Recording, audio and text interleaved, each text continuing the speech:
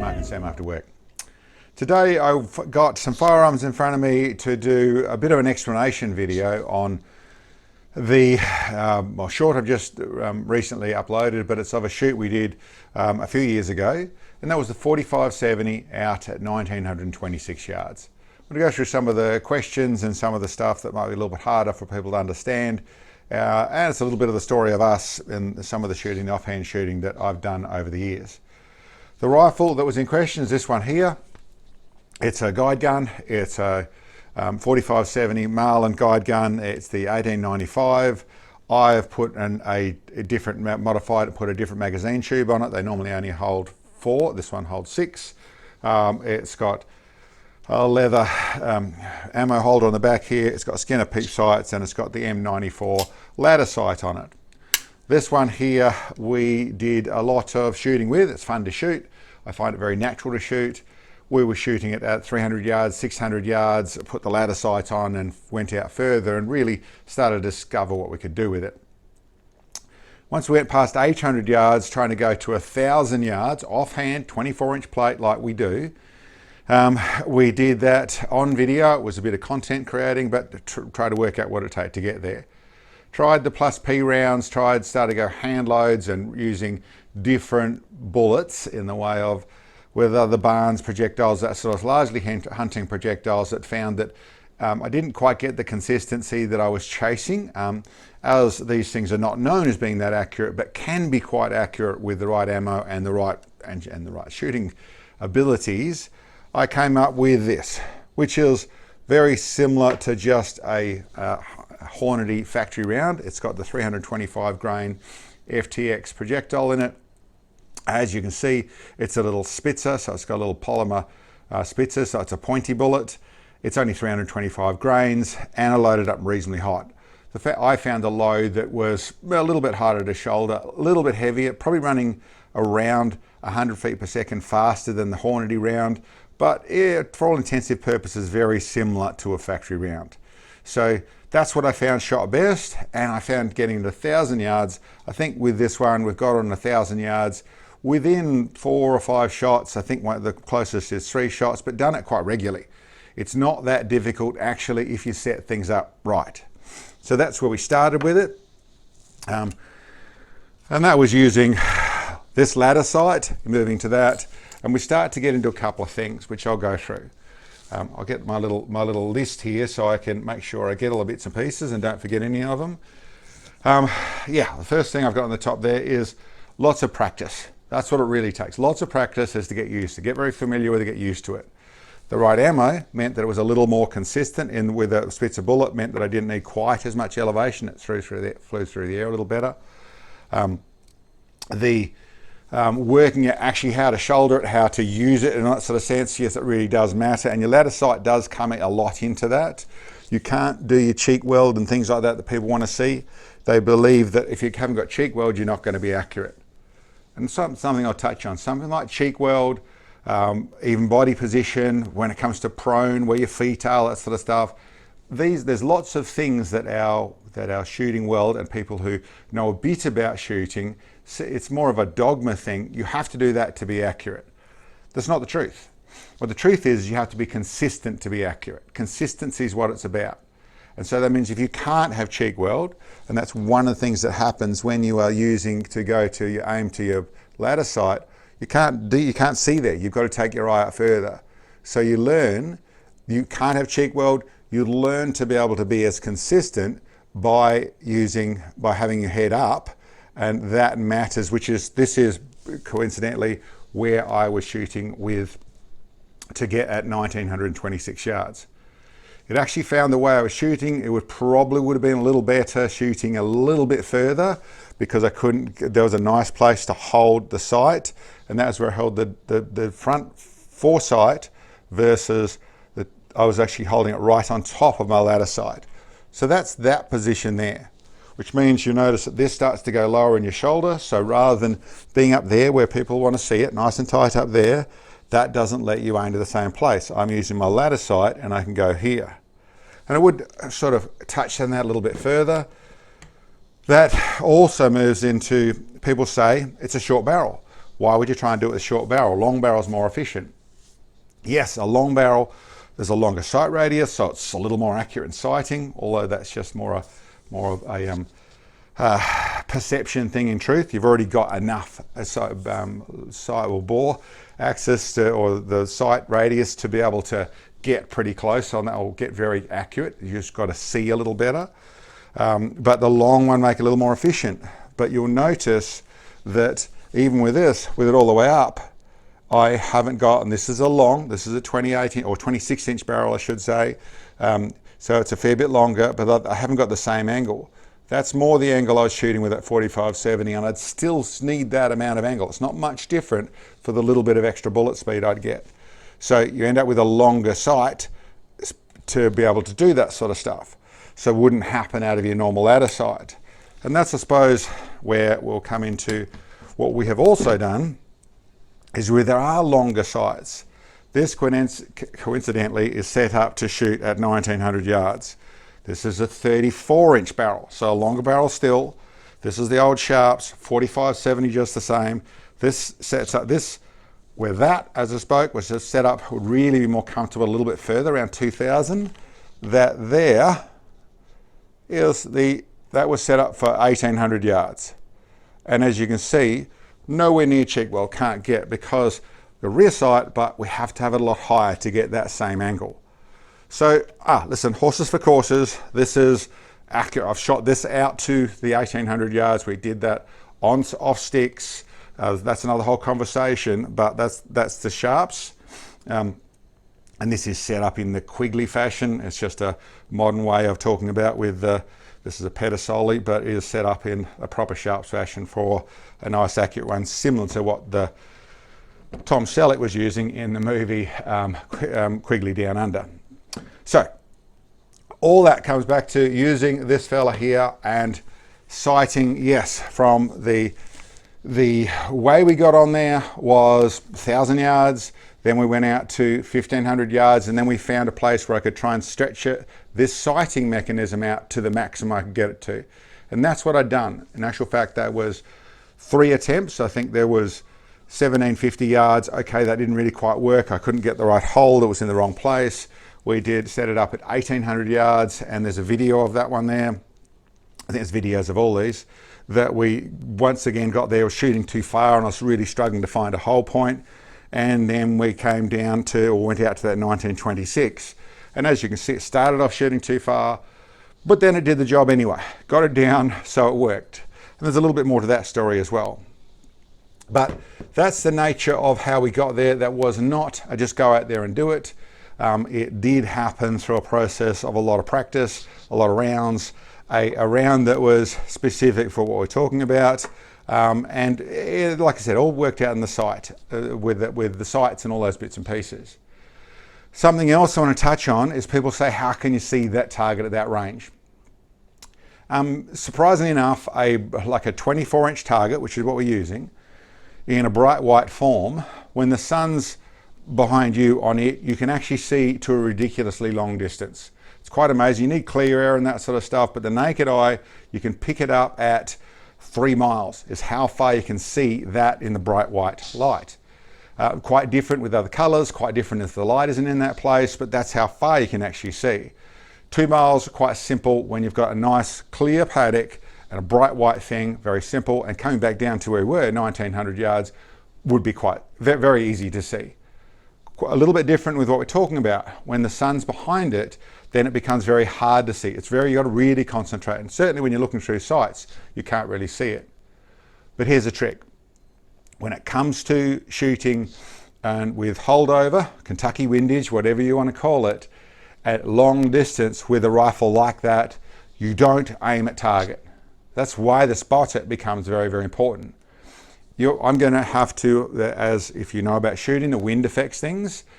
So I'll have the elevation about right, but the wind's going to affect where it goes. So that means you may be aiming 20 targets or 15 meters to one side or the other side. In something like this sort of sight, there's an adjustment for left and right. In something like the normal sight, you don't have an adjustment for left or right. But here's the thing, as I said, it's almost impossible to see that target. So how it actually works is I find a bit on the horizon, whether it's a dent in a hill or it's a branch on a tree or it's a fork in a tree or whatever it is, I find a bit on the horizon, which is what I aim at. That's a lot easier to see. That will be to the right amount of wind, so I can aim directly at it, and it's also set up to suit my sight.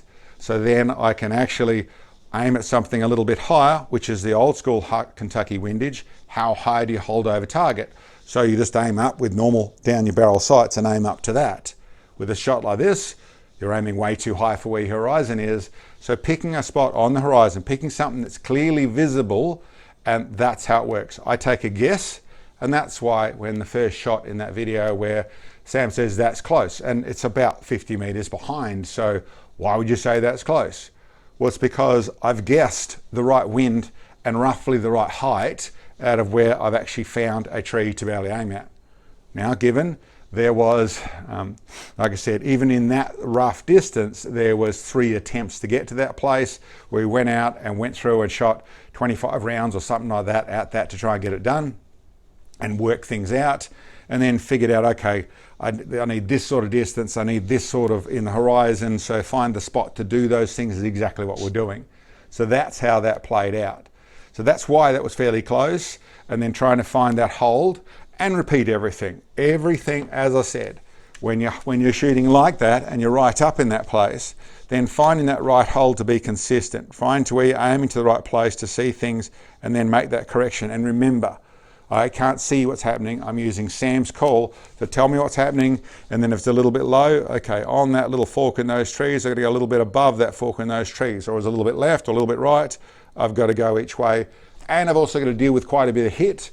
And you've got to also, when you're doing that sort of thing, when you pull the trigger, make sure you have your sight picture there. So as I said, one there, I think it's going to be a little bit right. Well, in the full video, you'll see one there's a little bit right. And it's a good 3 meters to the right or 4 meters to the right. And that's because when it broke, I felt myself go a little bit that way. So it is very much a consistent thing, consistency thing, a form thing, but it's not what you think. I'm not aiming at target with directly looking at it. I'm not also specifically holding over it in the way of the normal holdover side of things. So I've got sights that are making the barrel aim up a lot higher, and then I've picked a spot on the horizon to aim at. What other things that are relevant? So cheek weld, yeah, cheek weld in that sort of shooting, no, it's not something you could have. And people talk about building something and putting a cheek riser. Listen, it's not required for that situation. I wouldn't think it would particularly make it easier when you've got the rifle at such a form like that. See the target? Yeah, in that situation, no, I couldn't. A lot of places we can, but no, I couldn't.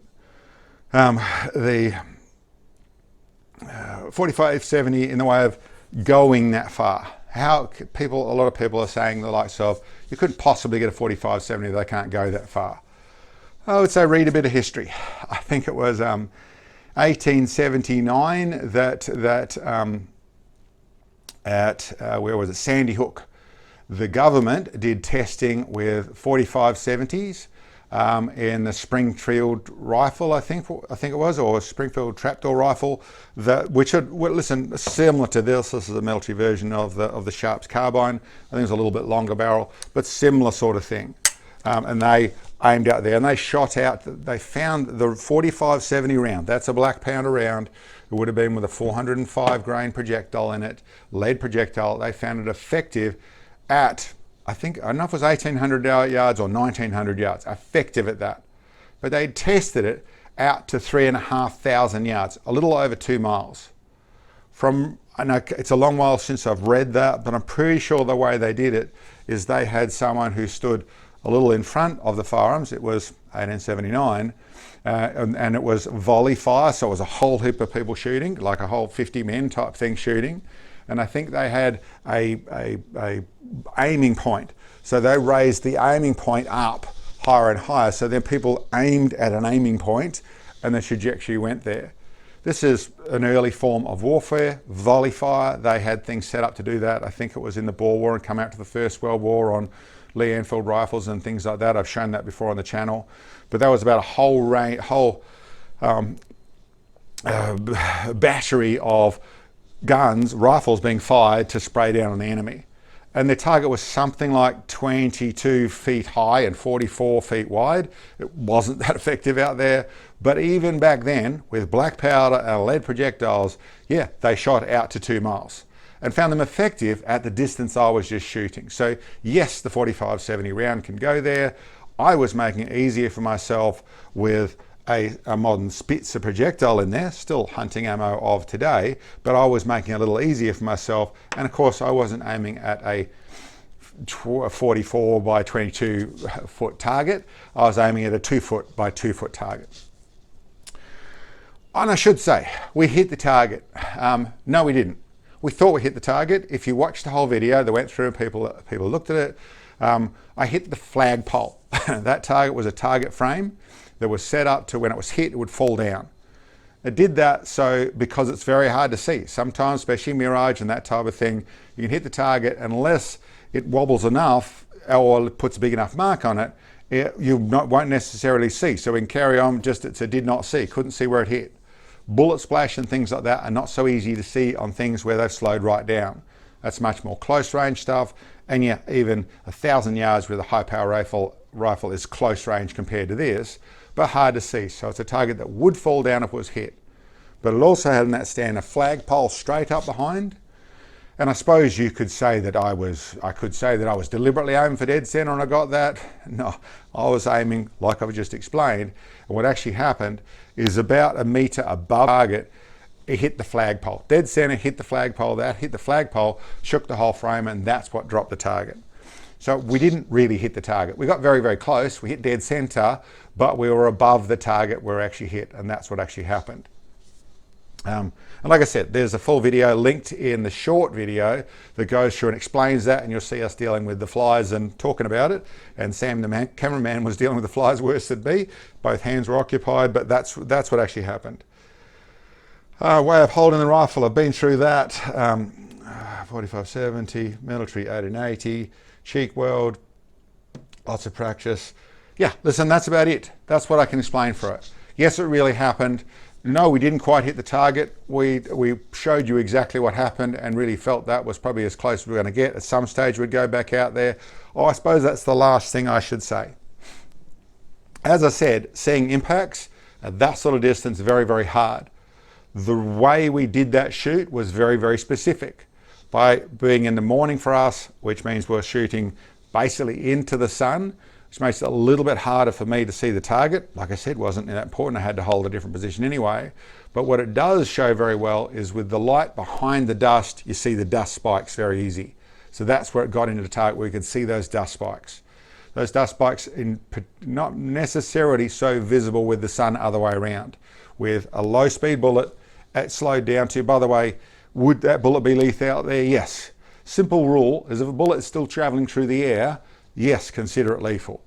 They really, with the force of gravity, even though it's coming down at a reasonable trajectory, it's still going to be traveling at somewhere between 750 and 900 kilometers an hour. 325 grain projectile traveling that speed, yes, could definitely kill you. It's not effective out there. I wouldn't use it as a hunting round, wouldn't suggest that at all, but I wouldn't get in its road. Hit you in the right place, yes, it's definitely lethal. And that's a general rule for any projectile, even the 22. If it's still traveling through the air, so it hasn't plummeted, so it's still traveling, then it's still potentially capable of killing you. So be very aware of when you fire them. You do this sort of stuff, make sure in any long distance stuff or any aiming up stuff at all, make sure you know the full trajectory and you have at least double of what you think you need, at least double, maybe 3 times of what you've got clear room behind, where there's no people there, there's no buildings, there's no infrastructure there. Make sure you understand that, because yes, still lethal out there. Anyway, that's probably more details than I needed to. I think that explains all the bits and pieces. This is a full talking video. If you do have questions and I can answer them, then we'll give it a shot. But listen, that's it. 45-70 guide gun, 926 yards. It was the last time. We have been doing all sorts of other things apart from dealing with our government in Western Australia in the political side of things and trying to take all the firearms away. But we've been dealing with a fair bit of stuff there, but that really happened. That's what it was. yeah, it wasn't really hit on target. It did take the target down, so it did get the job done. And yeah, it is, listen, probably one of my favourite firearms. It's done lots of work for me, and it shoots really well, and I'm pretty good at shooting it. Anyway, guys, thank you much for checking in. I'll catch you next time.